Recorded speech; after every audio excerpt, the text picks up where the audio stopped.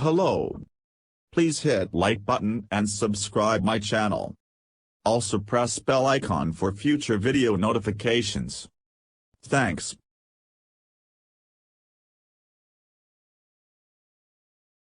Okinawa, Japanese researchers have identified a chemical substance that may be used to treat a variety of autoimmune conditions, including rheumatoid arthritis and multiple sclerosis.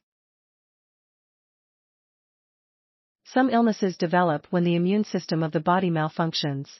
Instead of attacking germs and illnesses as it should, the immune system assaults healthy cells and tissues. The effects of autoimmune disorders can be crippling for the millions of people who experience them globally. Rheumatoid arthritis produces excruciating joint pain, while multiple sclerosis can impair brain and spinal cord function. The key to the development of autoimmune diseases, and thus the way to inhibit this development, lies in our cells, but the underlying mechanism has always been unclear, stated Professor Hiroki Ishikawa, who leads the Immune Signal Unit at the Okinawa Institute of Science and Technology, OIST. Now, our recent research has shed light on a compound that could suppress the development of these diseases. Professor Ishikawa went on to explain that this research, published in Cell Reports, could lead to the development of treatments for autoimmune diseases. The research focused on T helper 17 cells, or Th17 cells. Th17 cells are a type of T cell A group of cells, which form major parts of the immune system. These cells, which exist in high numbers in our guts, evolved to help us fight invasive pathogens, but, sometimes, they're overactivated and mistake normal, healthy tissue as pathogens, resulting in autoimmunity. The generation of Th17 cells requires glycolysis, a metabolic process in which glucose is broken down and converted to energy to support the metabolic needs of cells.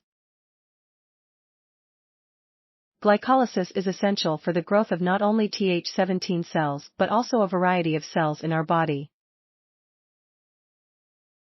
What's interesting in that excessive glycolysis seems to suppress Th17 cell activity, stated first author, Mr. Tsungyan Huang, a PhD candidate in the Immune Signal Unit. So, we hypothesized that molecules produced during glycolysis may inhibit the cells. Enter phosphoenolpyruvate, or PEP for short. This chemical compound is a metabolite produced when glucose is converted to energy.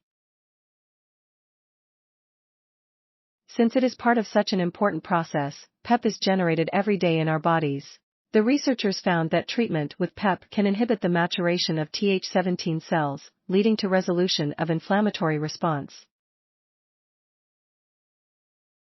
Mr. Huang explained how this was, at first, a confusing result, as it went against all other research on the topic, but he decided to persevere and take a closer look at what could be occurring.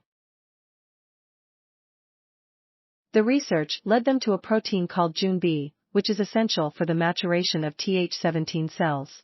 Jun-B promotes Th17 maturation by binding to a set of specific genes. The researchers found that PEP treatment inhibits the generation of Th17 cells by blocking Jun-B activity. Armed with this knowledge, the researchers went on to treat mice that had neuroinflammation caused by autoimmunity with PEP. This disease is very similar to multiple sclerosis, and these mice showed positive signs of recovery. The scientists have now filed a patent to continue with this research. Our results show the clinical potential of PEP, explained Mr. Huang. But first we need to increase its efficiency. Thanks for watching. Please subscribe my channel for more videos.